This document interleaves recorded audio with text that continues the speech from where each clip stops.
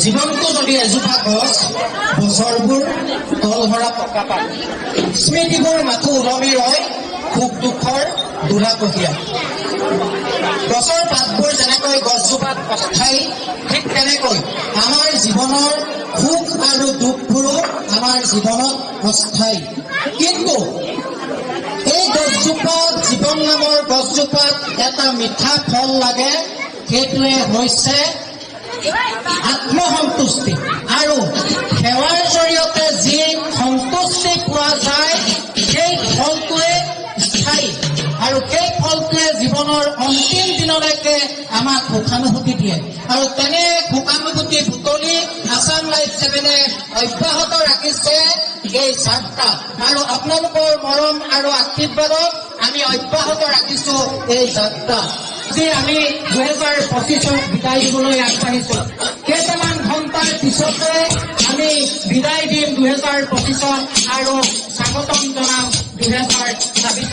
প্ৰথমে আমি অনুষ্ঠানৰ আৰম্ভণিতে জুবিন গাৰ্গৰ প্ৰতিচ্ছবিত আমি বন্তি প্ৰজ্বলন কৰিব বিচাৰিছো, আৰু এই বন্তি প্ৰজ্বলন কৰিবলৈ আমি আহ্বান জনাইছো আমগুৰি বালিকা মধ্য ইংৰাজী বিদ্যালয়ৰ অৱসৰপ্ৰাপ্ত প্ৰধান শিক্ষয়িত্ৰী প্ৰতিভা ভূঞা বাইদেউ। প্ৰতিভা ভূঞা বাইদেউক মই অলপ আগবাঢ়ি আহিবলৈ অনুৰোধ জনাইছো, আৰু প্ৰতিভা ভূঞা বাইদেউক এখন গামোচাৰে মৰম শ্ৰদ্ধা জনাবলৈ প্ৰতিমা শইকীয়াক আহ্বান জনাইছো। প্ৰতিমা পিছতে সকলোৱে আমি মায়াবিনী গীতটো পৰিৱেশন কৰিম, আৰু সকলোৱে আপোনালোকে উঠি জুবিন গাৰ্গৰ প্ৰতি শ্ৰদ্ধা নিবেদন কৰিব।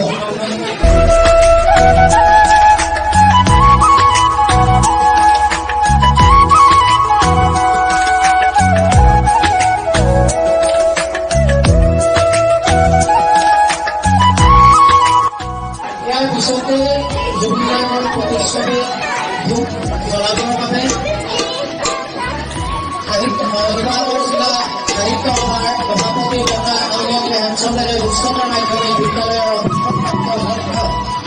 মই সকলোৰে শ্ৰদ্ধা কিছু মুখত মহাকৰ বাবে আহ্বান কৰিছো।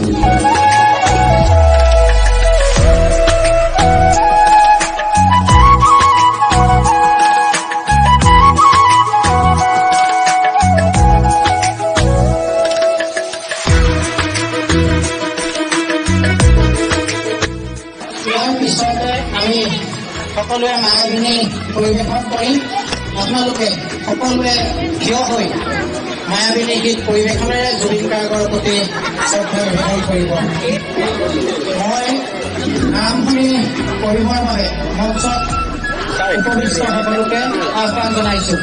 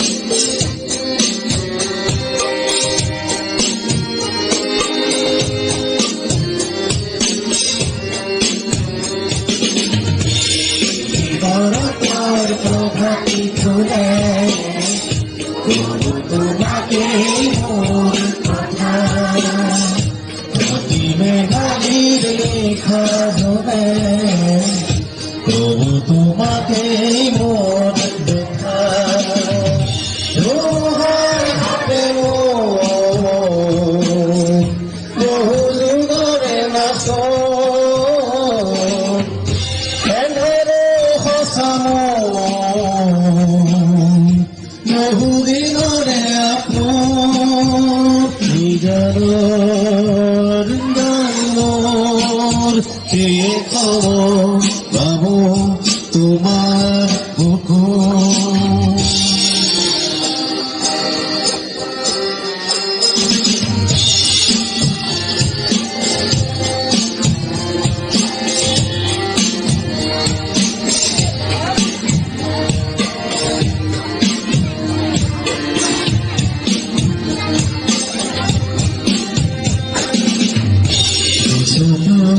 তোমাৰ চলে মোনা কৰি নামে বুঝিয়ে মোৰ দুহাতে নামে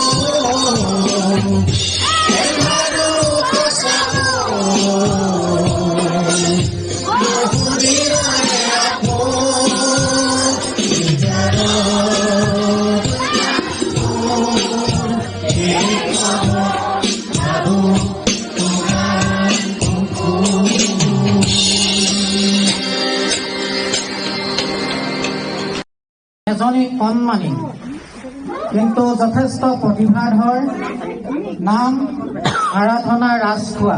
মই আপোনালোকক চিনাকি কৰি দিছো এইজনী কণমানি আৰাধনা। প্ৰিয় দৰ্শকসকল, হাঁহিতে বিলীন হৈ থকাৰ মানুহক দুচকুত যেনেকৈ দুখৰ চকুলো লুকাই থাকিব পাৰে, অন্তৰ খুলি কথা কোৱা মানুহৰ অন্তৰতো এবুকু বেদনা থাকিব পাৰে। তেনে এক গোপন চকুলো আৰু এবুকু বেদনা লৈ আৰাধনাৰ পিতৃ মাতৃয়ে এই সন্তানটি গঢ়াৰ এক নিৰলস সাধনাত বৰ্তি হৈ আছে। আৰু এই চেগতে এই আৰাধনাৰ পিতৃ মাতৃলৈ আছাম লাইভ 7ৰ তৰফৰ পৰা আন্তৰিক কৃতজ্ঞতা জ্ঞাপন কৰিছো। আৰাধনাই গীত পৰিৱেশন কৰিব, কিন্তু তাৰ আগতে আমি অকণমান মৰম যাচিব বিচাৰিছো আৰাধনাক।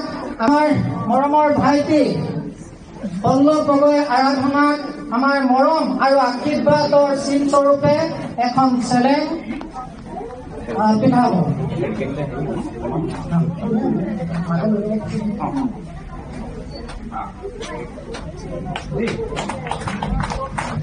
আৰাধনাৰ উত্তৰ কামনা কৰিছো। আৰু আৰাধনাই এতিয়া আপোনালোকৰ সন্মুখত গীত পৰিৱেশন কৰিব। আমি আৰাধনাৰ গীত শুনিম।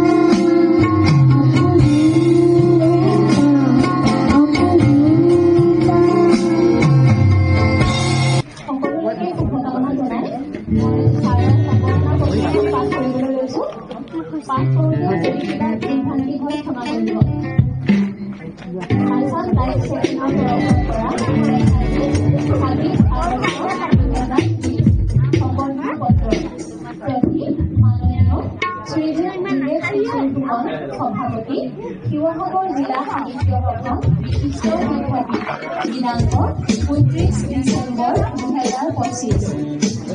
সেই যশস্বী সাংবাদিক পথাৰী খোলাৰ বেলা জ্ঞান বিজ্ঞানৰ পোহৰে ঢুকি পোৱাৰ পূৰ্বেই ভিন্ন ৰস আৰু সোৱাদেৰে মমতাময়ী শ্ৰীমুখৰ নিচুকনি বন্দিতৰ ফুলৰ চন্দত অংকুৰিত হয় সুদৃঢ় সাহিত্যৰ বীজ। গছৰ বাকলি সেই পুৰাতন সময়ৰ পৰা আধুনিক কাগজ কলমৰ সংৰচনালৈ পুণ্যতীৰ্থ মাতৃভূমিৰ তাৰণা আৰু মাতৃভাষাৰ বৰ্ণসমূহ সাহিত্যৰ আজন্ম অংশ কলা সংস্কৃতিও তিনিও কালৰ ধ্বজাবাহক। সুৰ আৰু অসুৰৰ সমুদ্ৰ মন্থনৰ দৰে সাহিত্যৰ সুবিশাল পৃথিৱীত সুধীজনে নিজক অৰ্পণ কৰি আনুষ্ঠানিকতাৰ মাপকাঠিৰ পৰিক্ৰমাৰে বিশুদ্ধতাৰ প্ৰসতিশীলত অনুভৱৰ কলমেৰে গৌৰৱ হৈ উজলি উঠে। এতিয়া সাহিত্য যশস্বী হয়, ধন্য হয় পঢ়ুৱৈ সমাজ, সম্ভ্ৰান্ত হয় জাতিৰ বৌদ্ধিক ভঁৰাল। সেই সাহিত্য গৌৰৱ জনচক্ষু চিৰ পৰিচিত আপোনাৰ অকৃত্ৰিম সদাচাৰ নিভাজ সোণৰ পৰা প্ৰতিক্ষণে নিগৰিত আদৰণীয় প্ৰশংসনীয় আপোনাৰ সাহিত্যসুলভ সুভাষিত মৃদুভাৱ। শিক্ষকতাৰ মহান ব্ৰতত ব্ৰতী হৈ বিদ্যালয়ৰ অধ্যক্ষ আসনৰ দায়িত্বৰে সমাজৰে সংকল্পৰ পোহৰ বিলাই শিক্ষা বিভাগৰ সকলো উত্তম স্বীকৃতিৰ উপলব্ধিৰে আপুনি বিভূষণ। সমান্তৰালভাৱে আপুনি অব্যাহত ৰাখিছিল হৃদয়ত স্থাপিত সাহিত্য কৰ্মসৃষ্টিৰাজি। কবি সাহিত্যিক হিচাপে আপুনি অনবদ্য অৱদানেৰে শিৱসাগৰ জিলা সাহিত্য সভাৰ আসন অলংকৃত কৰাৰ লগতে গীতিকাৰ হিচাপেও আছে আন এক পৰিচয়।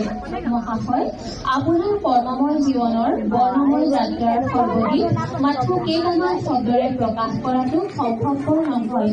মাথো পুৰণিক বিদায় জনাই ইংৰাজী নতুন বছৰক স্বাগতম জনোৱাৰ সময়ত আপোনাক অসম সাহিত্য সভাৰ শিৱসাগৰ জিলাৰ সভাপতি হিচাপে আছাম লাইভ 7ৰ চোতালত সুশৰীৰে এনেদৰে আদৰণি আৰু শ্ৰদ্ধা জনাবলৈ পাই আমি অতিশয় গৌৰৱান্বিত হৈছো। শেষত আপোনালৈ ইংৰাজী নৱবৰ্ষৰ খেলা ঘূৰা ওলগ যাচিলো।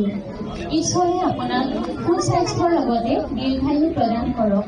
আপোনাৰ সাহিত্য বদন আৰু সাহিত্যসুলভ আচৰণত উদ্ভাসিত চিন্তা চেতনাসমূহত প্ৰাণবন্ত হৈ থাকিব চিৰ নতুন অমৃত প্ৰভা। বিকাশ জ্যোতি শৰ্মা, স্বত্বাধিকাৰ, আছাম লাইভ 7।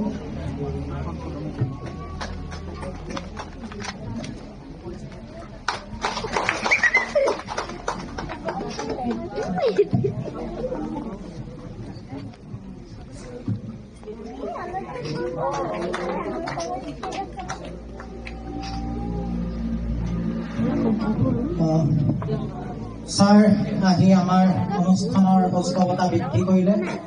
ছাৰৰ সুস্বাস্থ্য কামনা কৰিছো, দীৰ্ঘায়ু কামনা কৰিছো।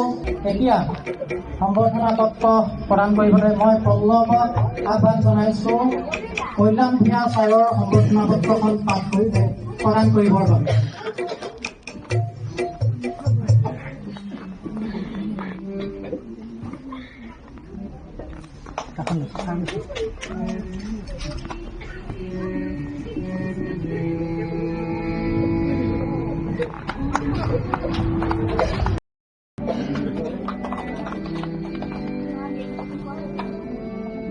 পিছতে অঞ্জনা মহন্ত বাইদেউক সম্বৰ্ধনা পত্ৰ প্ৰদান কৰিব ৰূপালী দেৱীয়ে।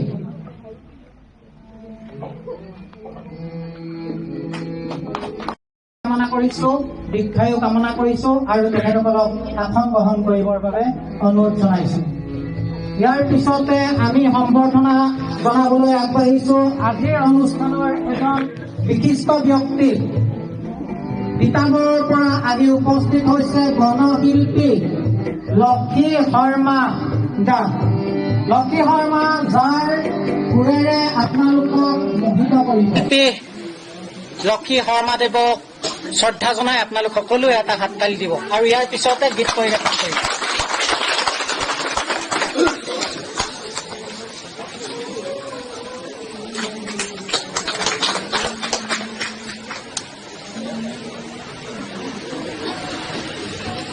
মই লক্ষী শৰ্মা দাক গীত পৰিৱেশনৰ বাবে প্ৰস্তুত হ'বলৈ অনুৰোধ জনাইছোঁ। মই আপোনালোকক জনাওঁ যে এইজনেই লক্ষী শৰ্মা, যিজনে অসমৰ ঐতিহাসিক সমলক লৈ গীত ৰচনা কৰিছে। এইজনেই লক্ষী শৰ্মা, যি অসমৰ জিলাসমূহক লৈ গীত ৰচনা কৰিছে।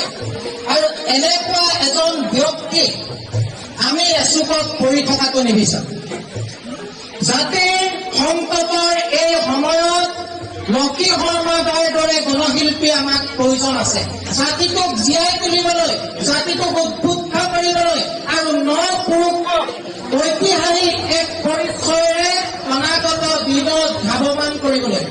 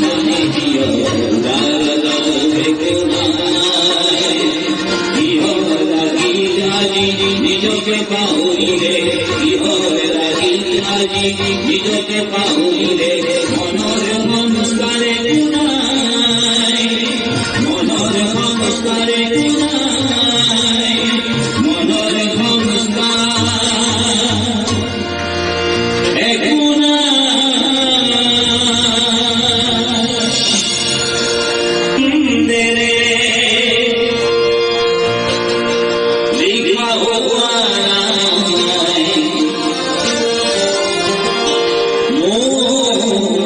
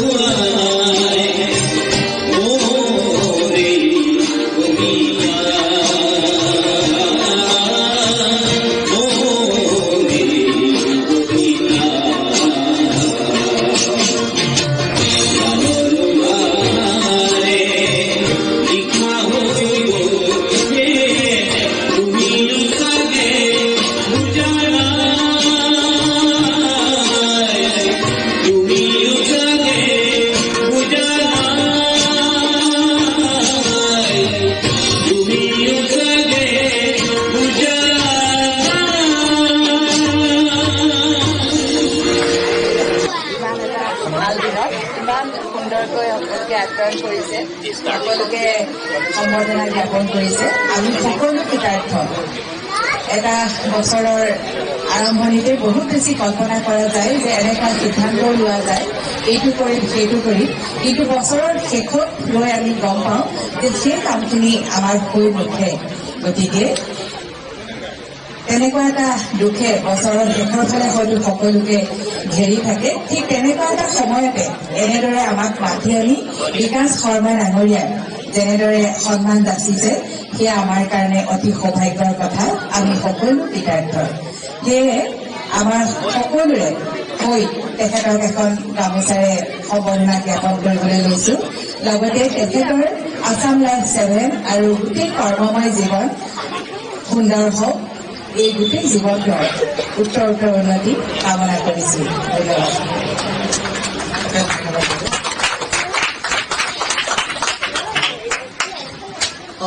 তিনিওজন বিশিষ্ট ব্যক্তিলৈ আছাম লাইফ 7ৰ তৰফৰ পৰা আন্তৰিক কৃতজ্ঞতা জ্ঞাপন কৰিছো। আচলতে সেৱা হয়তো মোৰ তেজত আছে।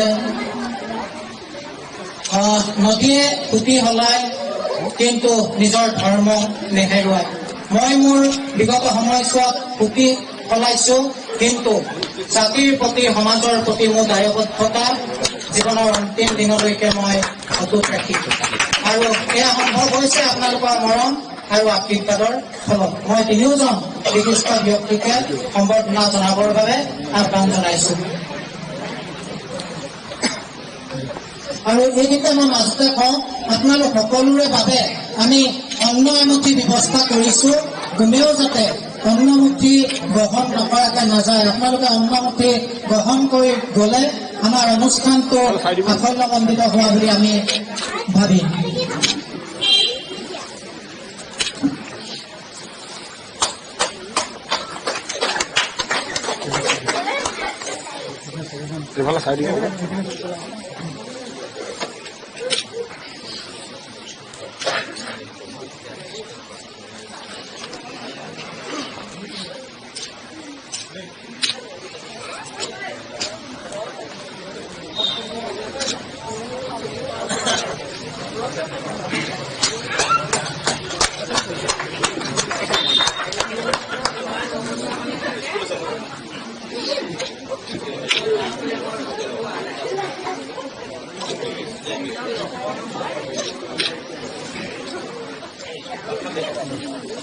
মই আটাইকেইজনলৈ ধন্যবাদ জনাইছো। কিন্তু উপস্থিত শ্ৰদ্ধাৰ ৰাইজক মই জনাব বিচাৰিছো, এইবাৰ আগন্তুক 2024 বিধানসভা নিৰ্বাচনত নাজিৰা আৰু শিৱসাগৰৰ তিনিওজনেই টিকট প্ৰত্যাশী। মই এটা কথা কৈ দিছো যে আছাম লাইফ 7 যি কয় স্পষ্টভাৱে, আমগুৰি সমষ্টি যেতিয়া হেৰাইছিলে একাংশই আনন্দ প্ৰকাশ কৰিছিলে, যেতিয়া আমি কান্দিছিলো। যোগেশ ছাৰৰ মুখত মই কেতিয়াও খং দেখা নাছিলো। সেইদিনাখনি যোগেশ ছাৰৰ কণ্ঠত মই খঙৰ বহিঃপ্ৰকাশ দেখিছিলো।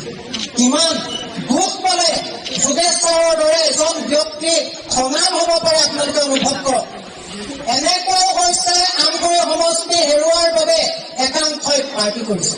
যি সময়ত আমি কান্দিছিলো, যি সময়ত আমি ৰাজপথত ওলাই আহিছিলো, আৰু আজি আমগুৰি সমষ্টিটো বিভক্ত হৈ নাজিৰা আৰু শিৱসাগৰ সোমাই গল। কালিলৈ নাজিৰা আৰু শিৱসাগৰৰ পৰা আমাক নেতৃত্ব দিব। আমি কি পাম? আমি কি পাম আমি জানিব লাগিব। মই প্ৰথমে আহিছো বৰপাত্ৰ লগা ওচৰতে। আপুনি চাহ জনগোষ্ঠীৰ এজন সবল ব্যক্তি। আপুনি চাহ জনগোষ্ঠীৰ নেতৃত্ব প্ৰদানেৰে জনগোষ্ঠীটোৰ উন্নয়নত আপোনাৰ যথেষ্ট ভূমিকা আছে। যদি আপোনাক কালিলৈ দলে টিকট দিয়ে, জনতাই যদি জনপ্ৰতিনিধি হিচাপে আপোনাক এইবাৰ আগবঢ়াই দিয়ে, আমগুৰিয়ে কি পাব? নে নাজিৰা সমষ্টিটোৰ এটা চুক হৈ পেলাই আমগুৰি পুনৰবাৰ অৱহেলিত হ'ব লাগিব? স্পষ্টভাৱে কৈছো। প্ৰথমতে মই আপোনাক ধন্যবাদ জনাইছো।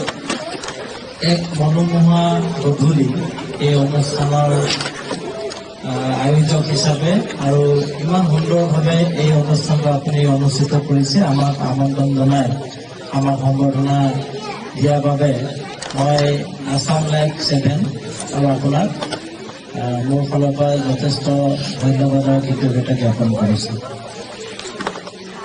বহু বিশিষ্ট ব্যক্তিসকল ইয়াত উপস্থিত আছে আৰু এতিয়া আমি তিনিজন ইয়াত আছোঁ। আমাৰ অসমী বাইদেউ আছে, এজন ভাল লেখিকা সমাজকৰ্মী, আমাৰ জ্যোতি ফুকন দাদা আছে, তেওঁ লেখক সমাজকৰ্মী, আৰু বহুকেইজন বিশিষ্ট ব্যক্তিক আমি লগ পাইছোঁ। মই কথা পাতোঁতে ভালেমান কেইজনৰ সৈতে মনৰ কথাখিনি পাতিছোঁ।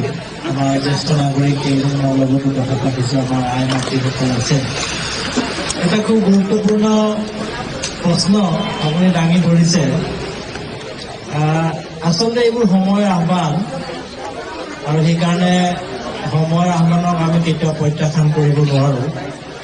আৰু থাকিল আমগুৰি সমষ্টিৰ কথা, আপুনি যিধৰণে আচলতে ইয়াত উপস্থাপন কৰিছে, আমি ভাবোঁ যে এতিয়া আমি একেটা সমষ্টিৰ আমি ভোটাৰ, একেটা সমষ্টিৰ আমি ব্যক্তি।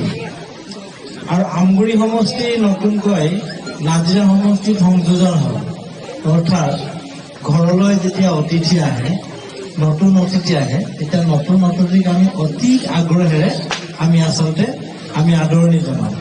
আৰু সেইকাৰণে আমি পুৰণি নাজিৰা সমষ্টিৰ বাসী হিচাপে আমগুৰি সমষ্টিৰ যিসকল ভোটদাতা ৰাইজ বা আমগুৰি সমষ্টিৰ যিবোৰ অঞ্চল আমাৰ পুৰণি নাজিৰা সমষ্টিত সংযোজন হ'ল, মই সেই আমগুৰি সমষ্টিৰ সমূহ ভোটদাতা ৰাইজক বা সেই অঞ্চলৰ ৰাইজক মই স্বাগতম জনাইছোঁ প্ৰথমতে। আৰু সমস্যা বা আমগুৰিয়ে কি পাব, এই কথাখিনি আচলতে বৰ্তমান যিখন চৰকাৰ চলি আছে, সকলো চৰকাৰে সমদৃষ্টিৰে সকলো ৰাইজৰ সকলো অঞ্চলৰ উন্নয়নৰ বাবে কাম কৰি আছে আমাৰ মুখ্যমন্ত্ৰী ডক্টৰ হিমন্ত বিশ্ব শৰ্মাৰ নেতৃত্বত। আৰু আমাৰ আমগুৰিয়ে হওক বা পুৰণি যি নাজিৰা সমষ্টি হওক, বৰ্তমান বহু সমস্যা আছে। এই সমস্যাসমূহ যদি আমি বিশ্লেষণ কৰিবলৈ যাওঁ, তেতিয়া আমাৰ নাজিৰা বা আমগুৰিৰ কানেক্টিভিটিৰ ক্ষেত্ৰত মূল এটা সমস্যা হ'ল আমাৰ ৰাস্তা ঘাটৰ সমস্যা। আৰু এতিয়া আমাৰ ৰাইজৰ মুখত আমি যদি আমগুৰি ৰাইজক সোধোঁ, নাজিৰা ৰাইজক সোধোঁ, আমাৰ এটা মূল পথ আমগুৰি আৰু নাজিৰাক যি কানেক্ট কৰে ধুদৰালিৰ অৱস্থা খুবেই বেয়া। আৰু ধুদৰালিৰ প্ৰগ্ৰেছ ইতিমধ্যে আৰম্ভ হৈছে, খুব কম দিনৰ ভিতৰত ইয়াৰ কাম সমাধা হৈ উঠিব। ৰাস্তা ঘাটৰ সমস্যা অন্যান্য অঞ্চলত আছে, কিছু কিছু অঞ্চলত আমাৰ খোৱা পানীৰ সমস্যা আছে, কিছু কিছু অঞ্চলত আমাৰ সৰু সৰু আমাৰ এৰিয়া ভিত্তিক বিভিন্ন সমস্যাবোৰ আছে। এইখিনি আমি ক'লে দীঘলীয়া হ'ব। গতিকে মই ভাবোঁ যে আমাৰ বৃহত্তৰ আমাৰ যি নাজিৰা সমষ্টি, আমগুৰি ইনক্লুডেড, এই সমষ্টিৰ কেইবাটাও ডাঙৰ ডাঙৰ কাম কৰিবলগীয়া আছে। বিশেষকৈ যান জঁট আমাৰ কিছু কিছু অঞ্চলত আমি সন্মুখীন হোৱা দেখা পাওঁ। যেনেকৈ আমাৰ মই শইকীয়াদাৰ লগত কথা পাতি আছিলোঁ, তেখেতেও মোৰ মনৰ ভিতৰত থকা এটা সমস্যাৰ কথা ব্যক্ত কৰিছে যে আমাৰ নাজিৰা সমষ্টিত দুটা ডাঙৰ ৰেলৱে ক্ৰছিং আছে, শিমলুগুৰিত আৰু আমগুৰি। এই ক্ৰছিঙত আমাৰ যথেষ্ট যান জঁটৰ সৃষ্টি হয় বা ট্ৰেইনবোৰ ঘনাই অহা যোৱা কৰাৰ কাৰণে ৰাইজৰ অসুবিধাৰ সৃষ্টি হয়।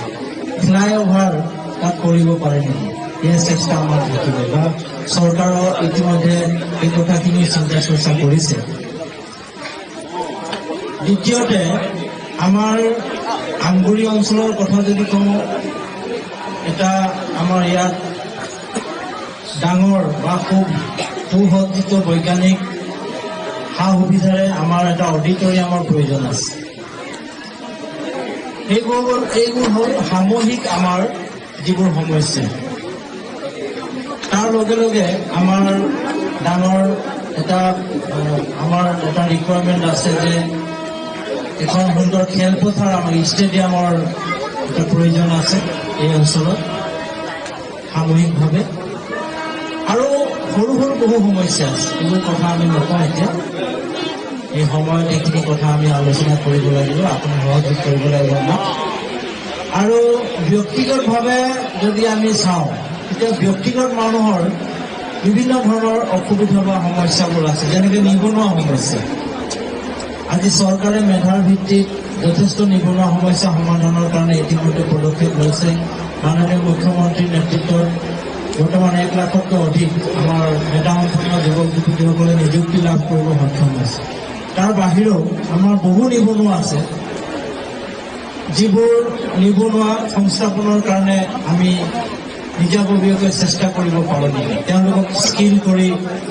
তেওঁলোকক স্কিলৰ জৰিয়তে সংস্থাপন কৰা ক্ষুদ্ৰ ক্ষুদ্ৰ উদ্যোগ স্থাপন কৰা এই কথাখিনিও আমি অলপ চিন্তা চৰ্চা কৰিব লাগিব আমাৰ এতিয়া বৃহত্তৰ নাজিৰা সমষ্টি যদি আমি চাওঁ তেতিয়া আপুনি দেখিব যে প্ৰায় 300খনমান গাঁও 300তকৈ অধিক হ'ব 300খনতকৈ অধিক গাঁও ইয়াত সন্নিৱিষ্ট হৈছে 3খন ধুনীয়া ধুনীয়া চহৰ আমগুৰি চহৰ নাজিৰা টাউন আৰু শিমলুগুৰি এই 3খন চহৰৰ সৌন্দৰ্য বৰ্ধনৰ কাৰণেও আমি কাম কৰিব লাগিব গাঁৱৰ ইনফ্ৰাষ্ট্ৰাকচাৰ বা আন্তঃগাঁথনি ডেভেলপমেণ্টৰ কাৰণে আমি কাম কৰিব লাগিব তাৰ লগে লগে আমাৰ প্ৰায় 23খনমান চাহ বাগিচা ইয়াত অন্তৰ্ভুক্ত হৈছে চাহ বাগিচাৰ বিভিন্ন সমস্যা আছে সেইখিনিৰ কাৰণেও আমি চিন্তা চৰ্চা কৰিব লাগিব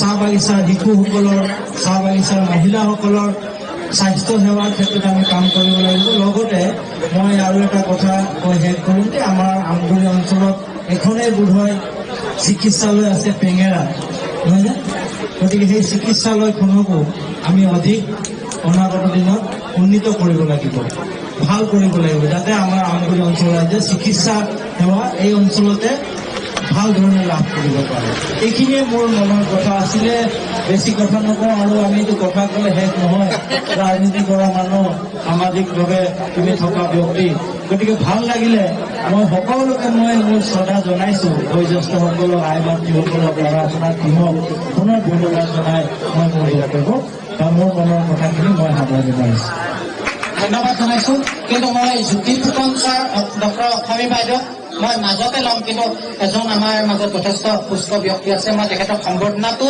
জনাই বিদায় দিব লাগিব গতিকে বেয়া নাপাব মই আপোনালোকক মাজতে ল'ম প্ৰিয় আপোনালোকক আসন গ্ৰহণ কৰিবৰ বাবে মই অনুৰোধ জনাইছোঁ উপস্থিত শ্ৰদ্ধাৰ ৰাইজ আমাৰ মাজত 3জন বিশেষ ব্যক্তি উপস্থিত আছে জীৱন কৃষ্ণ গোস্বামী ছাৰ মনোজ কুমাৰ লাহন ছাৰ আৰু অমিত বল্লভ গোস্বামী দা 3জনকে মই অকণমান আগবাঢ়ি আহিবলৈ অনুৰোধ জনাইছোঁ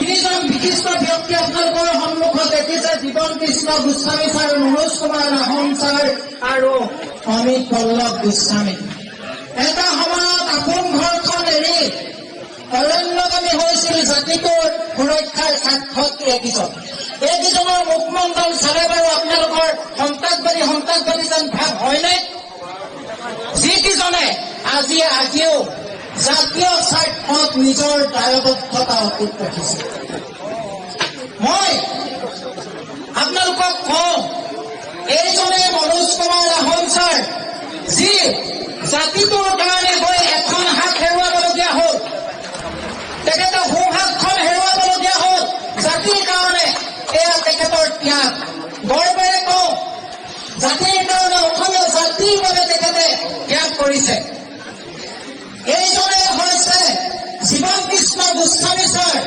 এজন শিক্ষিত উচ্চ শিক্ষিত ব্যক্তি কলেজৰ জেনেৰেল ছেক্ৰেটাৰীৰ দৰে দায়িত্বত থাকি তেখেতে এই সংগ্ৰামখনত অংশীদাৰ হৈ পৰিছিলে আৰু আলফাৰ যিসমূহ ট্ৰেইনিং হৈছিলে এই ট্ৰেইনিং এই ছাৰৰ নেতৃত্বত পৰিচালনা হৈছিলে তেখেতৰ আউলিঙৰ জুই গেৰিলাৰ চিঠি বনপুৰৈ গুণ বিভিন্ন কবিতা পুথি উপন্যাস তেখেতে ৰচনা কৰিছে এইসকল শিক্ষিত ব্যক্তিৰ নেতৃত্বত এটা সময়ত আউঠাই প্ৰাণ পাইছিলে। এইজনে অমিত বল্লভ গোস্বামী 4বাৰকৈ ধৰা পৰি 4বাৰ কাৰাবাস খাটিছে। এইজন যে মানুহজন দেখিছে, এইজন ঘূণীয়া। 20 লাখ টকা মূৰৰ দাম নিৰ্ধাৰণ কৰিছিলে অসম চৰকাৰে। অমিত বল্লভ গোস্বামীক ধৰি দিব পাৰিলে 20 লাখ টকা দিলেহেঁতেন চৰকাৰে। আৰু সেই লোভত অমিত বল্লভ গোস্বামীক 4বাৰকৈ ধৰুৱাইছে। এইজন অমিত বল্লভ গোস্বামীয়ে 150 ওপৰত গান লিখিছে। আৰু সম্বৰ্ধনা পত্ৰখনত আপোনালোকে গম পাব তেখেতে বৰ্তমান কি দায়িত্বত থাকি জাতিক নেতৃত্ব প্ৰদান কৰিছে। গৰ্বেৰে কওঁ, এই দুজনকৈ ছাৰৰ সান্নিধ্যই মোকো এটা সময়ত জাতিটোৰ প্ৰতি আপোচবিহীনভাৱে আগবাঢ়ি যাবলৈ এক পথ নিৰ্দেশনা প্ৰেৰণ কৰিছিল। গতিকে এইকেইজন ব্যক্তি আজি আমাৰ আছাম লাইফ 7ৰ চোতালত পাই মই অতিশয় আনন্দিত আৰু গৰ্বিত, আৰু কোনো সংকোচ নকৰাকৈ, কোনো শংকা নকৰাকৈ সাহসেৰে কথা ক'ব পাৰো। গতিকে মই তিনিওজনকে সম্বৰ্ধনা জনাবলৈ মই তিনিওজন ব্যক্তিক অনুৰোধ জনাইছো। মই কৈ দিব বিচাৰিছো, প্ৰথম জীৱন্তীষ্ঠ গোস্বামী ছাৰ বিশিষ্ট লেখক, কবি তথা সমাজসেৱক।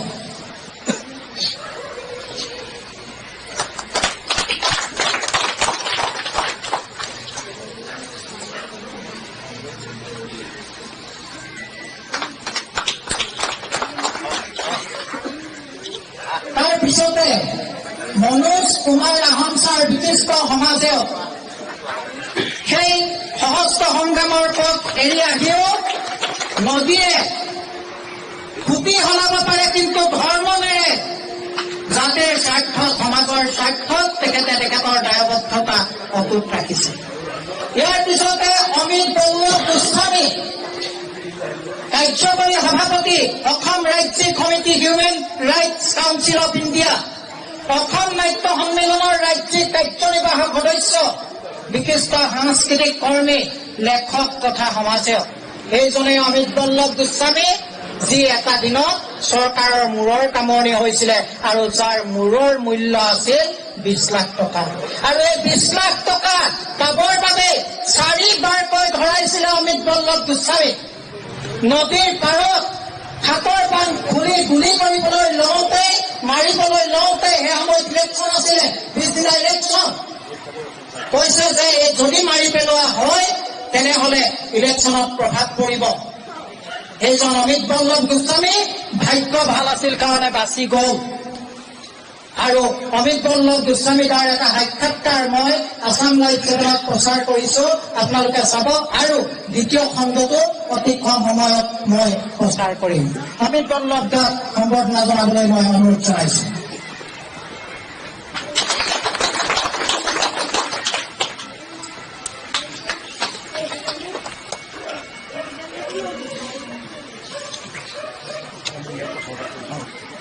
ছাৰে কিবা এটা ক'ব বিচাৰিছো। নমস্কাৰ, মান্যবৰ সকলোকে মোৰ তৰফৰ পৰা অভিনন্দন জনাইছো। আছাম লাইফ 7ৰ আজি মনোৰম অনুষ্ঠানটো মই আহি ইয়াত উপস্থিত হ'বলৈ পাই অত্যন্ত সুখী হৈছো। আচলতে মই আজি প্ৰায় 1.5 বছৰ কোনো ধৰণৰ ৰাজহুৱা অনুষ্ঠান, ব্যক্তিগত অনুষ্ঠান মই জড়িত হৈ থকা নাই, উপস্থিত থকা নাই স্বাস্থ্যজনিত কাৰণত। আছাম লাইফ 7 আৰম্ভ কৰোঁতে বিকাশে প্ৰথম সাক্ষাৎকাৰটো নিয়ে ল'ম বুলি কৈছিলে, কিন্তু মই বিকাশক আহি সময় দিব নোৱাৰিলোঁ। সেই আক্ষেপটো মোৰ আছিল। আজি ৰাতিপুৱালৈকে বিকাশৰ লগত মই কথা পাতিছোঁ, মই যাব নোৱাৰোঁ, কোনোবাতে মোৰ বাধা নিষেধ আছে, তুমি দিয়া নাপাওঁ, মোৰ ভৱিষ্যত থাকিল। কিন্তু মনটোৱে নেমানে। মানুহ বিচাৰি ফুৰোঁ, সমাজ বিচাৰি ফুৰোঁ, মানুহৰ বাবে কাম কৰিবলৈ মন আছে। সেইটো কাৰণে মই সন্ধিয়া সময়ত দেখা এটা দিমগে বিকাশক, সেইবুলি আহি উপস্থিত হ'লো। সময় যদি থাকিলেহেঁতেন এই মনোৰম অনুষ্ঠানটো মই উপভোগ কৰিবলৈ চেষ্টা কৰিলোহেঁতেন, কিন্তু দেহাই নকয়, বাধা নিষেধ আছে। গতিকে মই আপোনালোকৰ ওচৰত কৰজোৰে প্ৰাৰ্থনা জনাই ক্ষমা বিচাৰিম। মই আপোনালোকৰ এই অনুষ্ঠানটোৰ পৰা আপোনালোকৰ মাজৰ পৰা বিদায় ল'ব বিচাৰিছোঁ আৰু আপোনালোকক এইভাগে লগ পোৱাৰ এই সুযোগটো দিয়াৰ বাবে আছাম লাইভ 7ৰ স্বত্বাধিকাৰ আমাৰ সতীৰ্থ জাতীয় মুক্তি সংগ্ৰামত এটা সময়, জীৱনৰ এটা মূল্যৱান সময় দিয়া বিকাশ শৰ্মাক ধন্যবাদ জনাইছোঁ, কৃতজ্ঞতা জনাইছোঁ। জয় আইঅসম। ধন্যবাদ জনাইছোঁ। আপোনালোকে চাবলৈ ত্যাগ কাক কয়, এই পুনৰদৰাইদেউৰ মুখখন চালে আপোনালোকে বুজিব পাৰিব। এখেতে এখন বিদ্যালয় প্ৰতিষ্ঠা কৰাৰ পৰা তেখেত ৰিটায়াৰ হৈ গ'লগে, কিন্তু চাকৰি কাৰণে নকৰিল। চৰকাৰী দৰমহা নাখালে, খাবলৈ নাপালে। আজি তেখেতে শিক্ষাদান কৰা ল'ৰা ছোৱালী, কোনোবা ডাক্তৰ, কোনোবা ইঞ্জিনিয়াৰ, কোনোবা শিক্ষক, এইজনে হৈছে ত্যাগী পুৰুষ কুলৰ বৰা দৰাইদেউ। আৰু আজি কুলৰ দৰাইদেউক সম্বৰ্ধনা জনাবলৈ পাই মই অতিশয় আনন্দিত আৰু গৌৰৱান্বিত। তিনিওজনকে সম্বৰ্ধনা জনাবৰ বাবে মই অনুৰোধ জনাইছোঁ।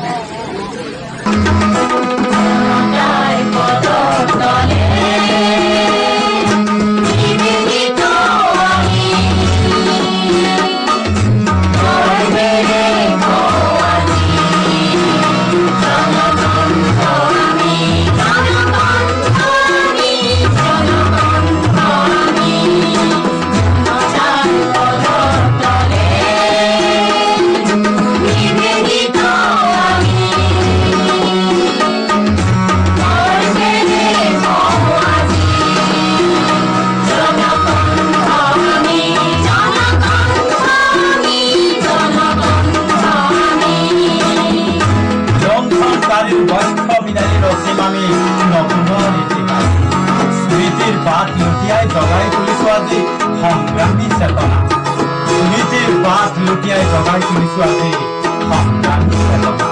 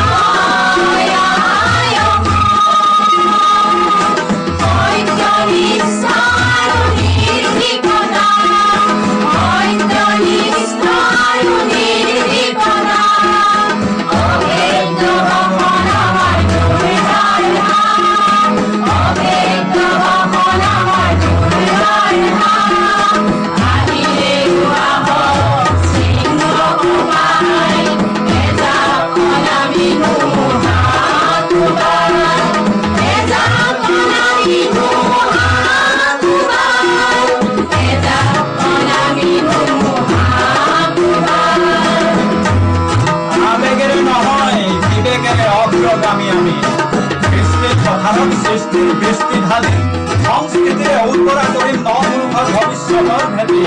সংস্কৃতিৰ উৰ্বৰা কৰিম নপুৰুষৰ ভৱিষ্যতৰ ভেটি।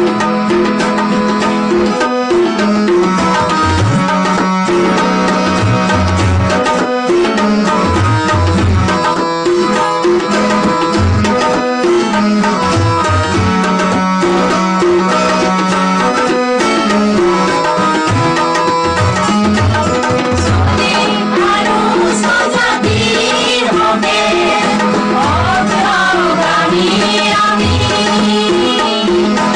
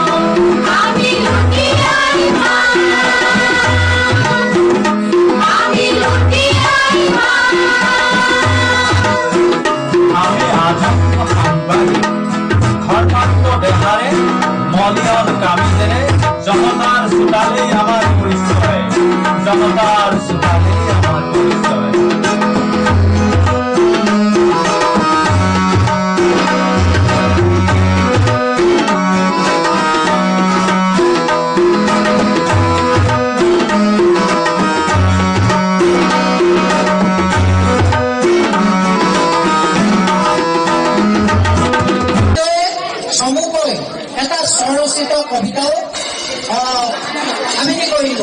তাৰ পিছতে আমি দুগৰাকী শিল্পীৰ অভিনয় চাম। চমুকৈ বাইদেউ প্ৰসংগ দীঘলীয়া নকৰি পোনপটীয়াকৈ কৈ থাকে। 25 চনৰ বিদায়ৰ প্ৰাক্ক্ষণত আপোনালোক আজি ইয়াত উপস্থিত থকা সকলো বিশিষ্ট ব্যক্তিলৈকে মোৰ তৰফৰ পৰা আন্তৰিক শ্ৰদ্ধা নিবেদন কৰিছোঁ।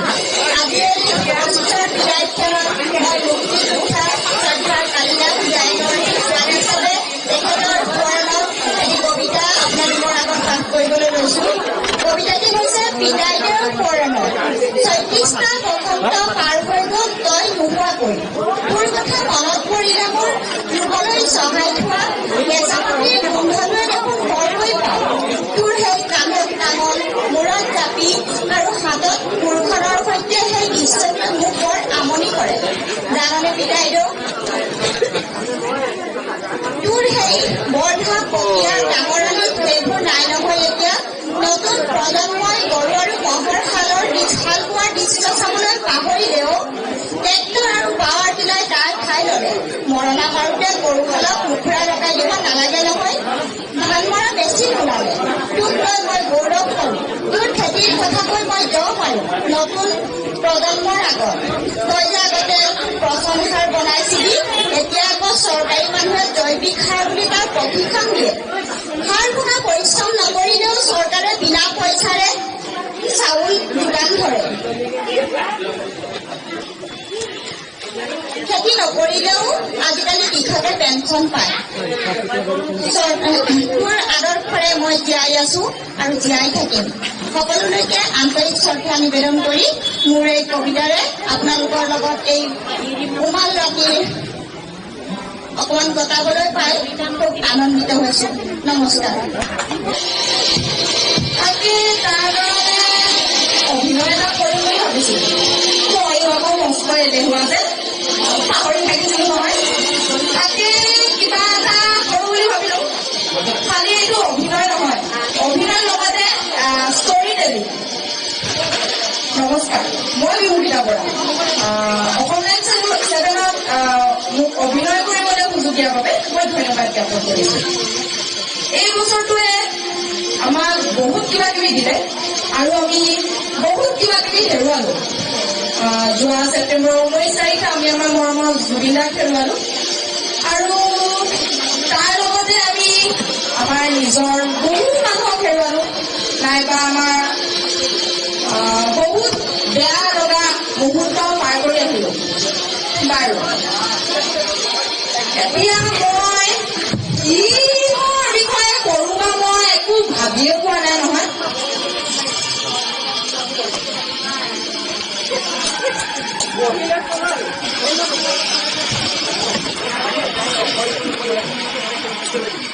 এই বছৰটোত যে বহুত এক্সিডেণ্ট হ'ল নহয় জানো।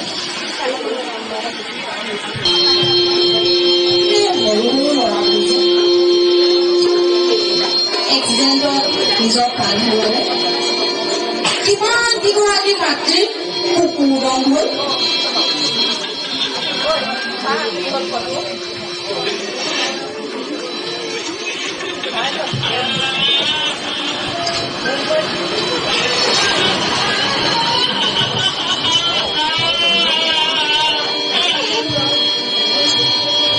কথাবোৰ ভাবিলে বৰ বেয়া লাগে। আৰু তাৰ লগতে এটা সমাজত প্ৰচলিত বিষয় নাৰী নিৰ্যাতন। মানুহে কয় নাৰীৰ ওপৰত আজিকালি নিৰ্যাতন নহয়, নাৰীৰ ওপৰত অত্যাচাৰ নহয়। বাৰু নাৰীৰ ওপৰত নিৰ্যাতন আৰু অত্যাচাৰ নহয়, কিন্তু সম্পূৰ্ণভাৱে জানো নোহোৱাকৈ আছে। এই বছৰটোৰ কথা মই বহুত ভাবিলোঁ, বহুত বেয়া লাগিলে এই বছৰটো।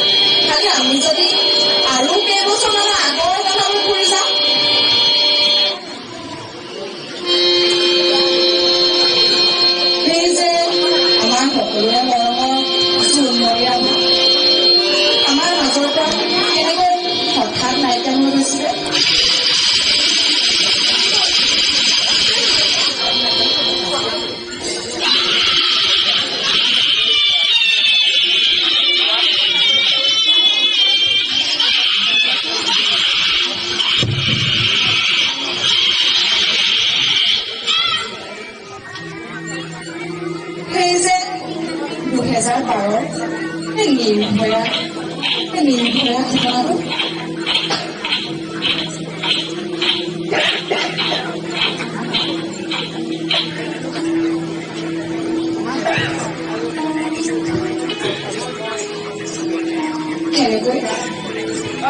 কেনেকৈ তেওঁ আমাৰ মাজৰ পৰা নাইকিয়া হৈ গৈছিল। নিজৰ বন্ধুৰ সৈতে ৰাতি যে ক'ৰবাৰ পৰা ঘৰলৈ উভতি আহিছিল।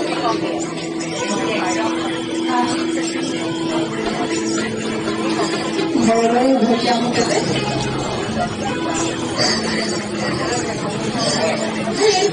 সেই মানুহৰূপী দানৱে তাইক খুলি খুলি খালে।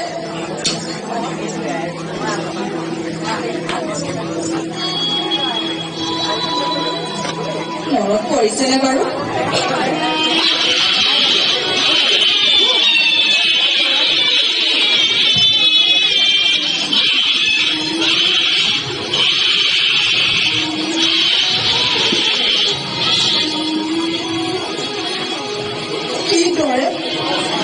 কিদৰে তাই চিঞৰিছিলে। তাইৰ বন্ধুজনকো যে হত্যা কৰিছিলে।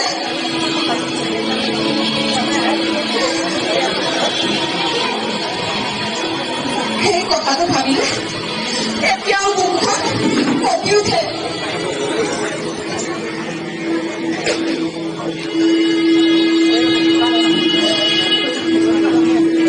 কিমান যে চিঞৰিছিলে তাই, কিন্তু তাইৰ চিঞৰ কোনেও নুশুনিলে। তাইৰ মাকৰ বাৰু কেনেকুৱা অৱস্থা হৈছিলে।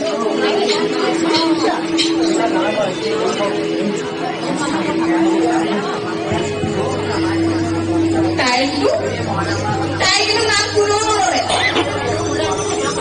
সকলোবোৰ লুকুৱাই ৰাখিলে।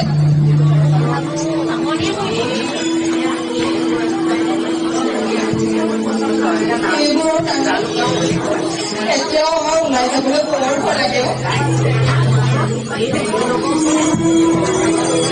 মোৰ আজি অভিনয় কৰিবলৈ মন নাই।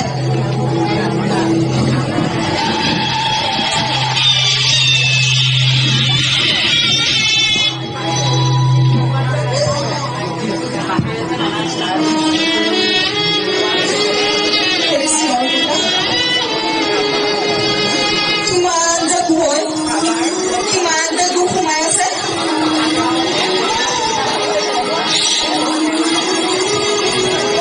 কিমান চিঞৰিছিলে তাই।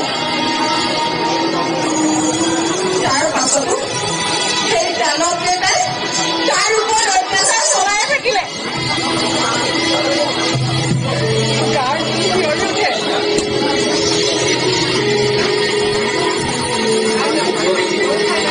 তাইৰ মাকৰ গাত কি অৱস্থা হৈছে।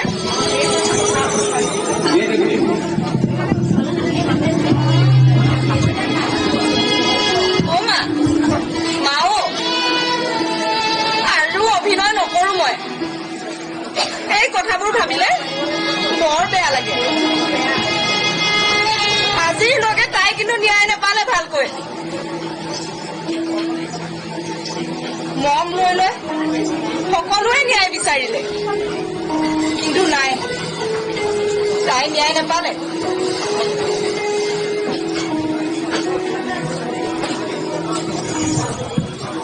মা,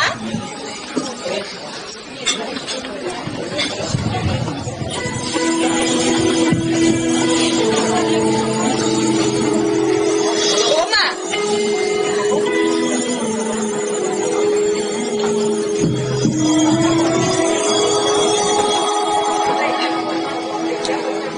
ধন্যবাদ।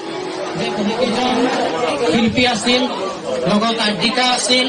আমি আপোনালোকক সময় দিব নোৱাৰিলো। এক দুসংবাদ আমাৰ মাজত আহি পৰিছে। আমাৰ স্থানীয় দুজন সম্ভাৱনাময় যুৱক আমি এক দুৰ্ঘটনাত হেৰুৱাব লগা হ'ল।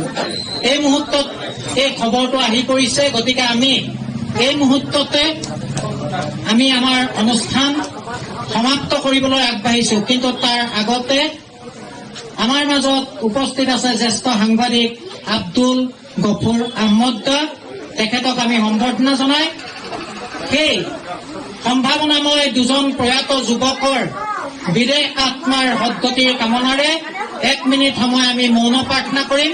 তাৰ পিছতে আমি আমাৰ অনুষ্ঠান সামৰণি মাৰিম। মই আব্দুল গফুৰ আহমদ দাক আগবাঢ়ি আহিবলৈ অনুৰোধ জনাইছো।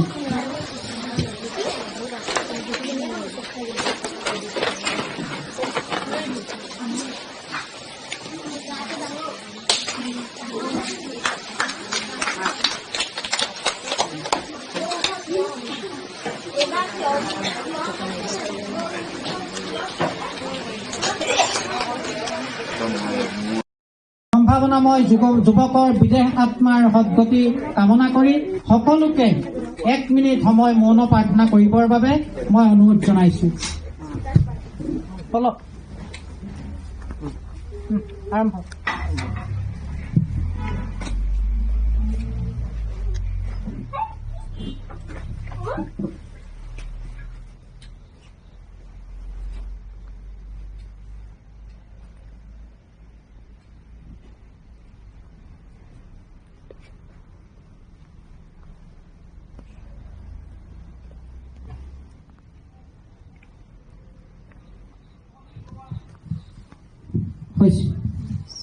আসাম লাইভ 7ৰ চোতালখন সুশোভিত কৰিলে।